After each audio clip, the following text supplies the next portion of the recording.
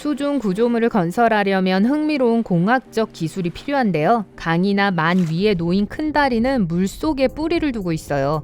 해저 터널은 훨씬 더 복잡하죠. 수중 공사는 어려워요. 엔지니어들은 수압과 소금물에 의한 부식에도 대처해야 해요. 또 적절한 재료를 찾아야 하는 문제도 있죠. 그중 가장 대표적인 것이 콘크리트, 강철, 아크릴 유리예요. 콘크리트는 물살에 아랑곳하지 않고 염수에 의해 손상되지 않습니다. 강철은 튼튼한 구조로 수중 건축물을 세워주죠. 그리고 아크릴 유리는 강하고 오래 지속되고 햇빛에 강해요. 또 투명해서 수중 건물에서 창문으로 자주 사용되고요. 어쨌든 수심이 얕을 때는 뭔가를 건설하는 건 어렵지 않아요. 시공자는 임시 기반을 만들어요. 그런 다음 그 위에 상부 구조물을 지지해줄 여러 개의 기둥을 짓죠. 하지만 만약 물이 깊으면 엔지니어들은 다른 방법을 써야 해요. 어떤 걸 선택하느냐에 따라 건설 과정 중에 물을 뽑아내거나 다른 곳으로 우회시킬 수 있어요. 그런 공법 중 하나가 큰 기성 말뚝 세트를 쓰는 거예요. 기성 말뚝은 대부분 강철로 만들어진 길고 얇은 기둥들입니다. 하지만 내부는 부분적으로 비어 있어요. 거대한 망치의 도움으로 못이 나무 조각에 박히는 것처럼 물 바닥에 박혀요. 그 후 특수 관을 통해 이 강철 기둥들의 콘크리트를 채웁니다. 콘크리트는 이전에 말뚝 안에 있던 물을 빼내죠. 콘크리트는 물에 둘러싸여도 굳는 능력이 있어요. 그래서 기성 말뚝들이 결국 수면 위 및 수중 건축을 위한 안정적인 토대가 되어주는 거죠. 기성 말뚝은 뭔가를 제자리에 고정해야 할 때 쓸 수 있는 매우 비용 효율적인 방법이에요. 물살 때문에 물체가 움직이는 걸 막아주죠. 수중 구조물을 만들 또 다른 방법은 물막이 댐이에요. 이 댐은 임시로 지어져 작업자들이 건설을 할 수 있게 건조한 공간을 만들 수 있게 해줘요. 물은 둘러싸인 곳에서 뿜어져 나오고 이 물막이 댐은 댐의 역할을 해요. 완성된 물막이 댐은 물에 둘러싸인 높은 벽이 있는 거대한 구덩이 같아 보여요. 물막이 댐은 바위, 강철, 그리고 심지어 흙으로 만듭니다. 이 건축물들은 빠르게 지었다가 빠르게 허물 수 있어요. 하지만 물막이 댐을 건설하는 과정은 복잡하고 엔지니어들에겐 어려운 일입니다. 건물이 떠내려가거나 붕괴되지 않도록 해야 하거든요. 물막이 댐을 건설하는 가장 간단한 방법은 흙을 많이 쌓아 올리는 거예요. 하지만 이런 경우 인부들은 보통 어떻게든 건축물을 더 튼튼하게 해야 해요. 그러면 물에 의한 손상으로부터 보호하는 데 도움이 되죠. 일단 물막이 댐이 완성되면 내부의 물은 펌프로 빼냅니다. 가끔 깊고 튼튼한 물막이 댐을 건설하는 건 엄청 비싸요. 그런 경우 건설업자들은 물막이 댐 벽을 통해 여분의 물이 스며들 때 그걸 없애기 위해 여러 개의 강력한 펌프를 사용해요. 만약 물막이 댐이 무너지기 시작하면 이 과정은 느리고 운 좋게 예상이 가능해요. 건설 현장에는 주 펌프뿐만 아니라 백업 펌프도 있습니다. 비상시엔 백업 펌프를 과구동시킬 수 있어요. 그러면 사람들이 대피할 시간 동안 물이 들어오지 못하죠. 물막이 댐은 교량 건설 시 가장 많이 사용돼요. 하지만 현대의 크루즈 여객선과 같은 큰 배의 수리가 필요할 때 엔지니어들도 물막이 댐을 사용합니다. 그런 배들은 육지로 끌어올리기엔 너무 크거든요. 그리고 물막이 댐은 완벽하게 건조한 수문이 되죠. 배는 완전히 수면 위로 올라오고 정비사들은 이 배가 어디에 있든 수리할 수 있습니다. 또 여객선을 확장해야 할 때 엔지니어들은 그 주변에 물막이 댐을 건설해요. 그런 다음 내부의 물을 모두 퍼내서 건조한 작업 공간을 만들죠. 배는 두 조각으로 나뉘고 확장의 과정이 시작돼요. 물막이 댐에는 몇 가지 유형이 있어요. 버팀대형, 셀룰러형, 록필형 또는 토성형이 있어요. 각각 유형에 대해 엔지니어들은 벽이 지면에 들어가야 할 최적의 깊이를 알아내야 해요. 그건 토양의 종류와 저수지 자체에 달려 있습니다. 버팀대형 물막이 댐은 주로 얕은 물에서 건설할 때 사용돼요. 이 구조물은 사실 널 말뚝 벽이에요. 가장자리가 맞물려 있죠. 보통 강철로 만들고요. 하지만 재료는 콘크리트나 목재로 보강할 수 있습니다. 널 말뚝은 필요한 영역 주위에 상자 같은 구조로 만듭니다.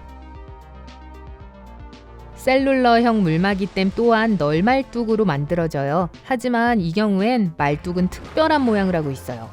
연결된 후 흙이나 점토로 채워지는 칸을 형성하죠. 차례로 그 칸은 방수벽을 만들어내요. 이 구조물 덕분에 굉장히 안정적이에요. 록필 물막이댐은 건설 현장에 바위가 많을 때 사용해요. 이건 흙 위에 짓습니다. 이러면 물이 물막이댐으로 스며드는 걸 막을 수 있죠. 또 바위는 보강 역할을 해줍니다. 토성형 물막이댐은 수심이 3m 미만인 지역에 건설해요. 진흙, 모래, 심지어 흙과 같은 가까이에 있는 물질들도 만들어요. 또 단일벽과 이중벽 물막이댐도 있어요. 단일벽 유형은 건설 면적이 크지 않고 깊이가 6m 이상일 때 사용해요. 이런 물막이댐은 일반적으로 교량 건설에 필수죠. 목재나 나무널 말뚝은 바다나 강 바닥에 설치됩니다. 그런 다음 안쪽에 철이나 강철 널 말뚝을 덧붙입니다. 양쪽 벽에 인부들이 반쯤 채워진 모래 주머니를 놓아요. 마지막으로 물을 퍼내면 물막이댐은 사용할 준비가 되는 거죠. 이중벽 물막이댐 방식은 공사구역이 넓을 때 그리고 수심이 매우 깊을 때 사용합니다. 이런 건설 현장에선 더 강력한 지원이 필요하거든요. 더 강한 이중벽 물막이댐은 벽이 2개 있어서 더 안정적이에요. 2개의 말뚝이 사이에 약간의 공간을 두고 물 바닥에 박혀요. 깊을수록 벽 사이의 공간이 커져요. 그런 다음 서로 같이 붙이고 그 후 그 공간은 흙으로 채웁니다. 물막이댐은 싸지 않아요. 즉 하나를 하나의 프로젝트에 쓰면 다른 선택권은 없단 뜻이에요. 예를 들어 영구적 댐을 건설하는데 가장 좋은 방법이에요. 후버댐이 지어졌을 때 콜로라도 강에서 물을 빼내기 위해 몇 개의 물막이댐을 세웠습니다. 프로젝트가 끝나자마자 물은 다시 물막이댐으로 퍼 넣어졌어요. 그리고 그 벽은 어떤 유형이든 없애야 했죠.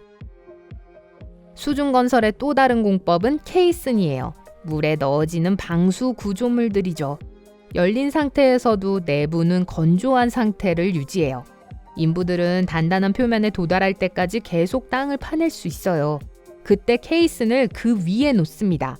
케이슨과 물막이댐의 다른 점은 결국에는 다리나 댐의 일부가 된다는 점이에요. 그리고 비록 교량이나 댐을 수중건설이라고 생각하진 않지만 대부분의 주요한 요소들은 물 속에 있어요.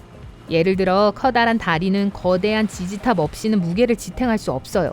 그리고 다리는 물 속에 서 있죠.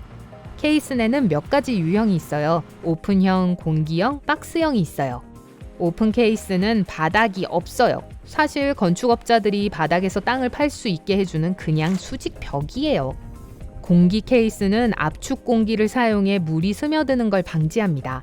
이렇게 하면 공사 현장의 뇌 외부의 압력이 동일하게 유지될 수 있게 해주죠. 인부들이 몇 가지 물질들을 파낼 때 파낸 것들은 특별한 폐석관을 통해 위로 보내집니다. 케이슨이 안반에 닿으면 인부들이 그걸 콘크리트로 채워요. 다른 것들과 달리 박스 케이스는 바닥이 있어요. 그리고 미리 건설된 기초 위에 내려놓게 됩니다. 브루클린 다리를 건설하는 동안 엔지니어들은 2개의 큰 케이슨을 사용했어요. 그 케이슨 덕분에 기반함에 도달해 교량의 탑을 위한 기초를 만들 수 있었어요. 그리고 오프사이트 건설이란 게 있어요. 이는 현장으로부터 떨어진 곳에서 물건들이 만들어질 뿐만 아니라 조립도 합니다. 이런 경우 엔지니어들은 모듈러 시공을 자주 써요. 이건 공장에서 생산된 건물 부품들이 현장으로 배달되는 방식이에요. 거기서 거대한 레고 세트처럼 조립하는 거죠. 그런 다음 구조물들을 보통 거대한 바지선에 태워 현장을 떠다닙니다. 아니면 거기서부터 견인이 됩니다. 그런 다음 제자리에 내리죠. 어떤 것들은 무게 때문에 가라앉아요. 다른 것은 추가 무게를 실어주어야 해저에 도달할 수 있어요. 이 공법은 꽤 비싸죠. 그래도 여전히 물 밑에서 바로 건설하는 것보다 훨씬 더 비용 대비 효율적입니다. 후자는 숙련된 엔지니어와 독특한 도구가 필요해요. 하지만 해저 터널은요? 도대체 어떻게 만들까요? 현대의 터널들은 거대한 터널 뚫는 굴착기의 도움으로 건설돼요. 별명도 있죠. 두더지라고요. 비록 그런 공법의 비용이 수십억으로 엄청나지만 긴 터널을 만드는데 시간이 거의 들지 않아요. 기계가 앞으로 아주 천천히 움직여요. 회전하는 원반 커터가 있는 특별한 원형 플레이트를 갖고 있어요. 쉽게 단단한 바위를 가루로 만들 수 있죠. 그런 다음 바위는 바깥쪽 컨베이어 벨트로 떨어져요. 또 다른 공법은 이 바위를 두더지가 지나간 자리를 따라 터널 라이닝을 만드는 거예요. 이렇게 해서 두더지는 터널을 뚫을 뿐만 아니라 나중에 터널을 지탱할 벽도 보강해 줍니다. 이 기법과 터널 뚫는 거대한 11개의 기계들은 50km 길이의 해협 터널을 만드는 데 사용되었어요. 그리고 전체 과정은 3년밖에 걸리지 않았어요. 절삭식 공법은 물속에 터널을 만드는 또 다른 방법이에요. 우선 인부들은 해저나 강바닥에 도랑을 파요. 그런 다음 미리 만들어진 콘크리트나 강철 관을 그곳에 놓습니다. 관들이 두꺼운 바위층으로 덮인 후에 부분들을 연결해 줍니다. 인부들이 해야 할 일은 물을 퍼내는 것뿐이에요. 로건 공항과 사우스 보스턴을 연결하는 테트 윌리엄스 터널을 바로 이렇게 만들었죠. 그 당시 각각 91m가 넘는 12개의 거대한 강철관을 썼어요. 그리고 관에는 이미 완전히 건설되어 있는 도로가 들어 있었죠.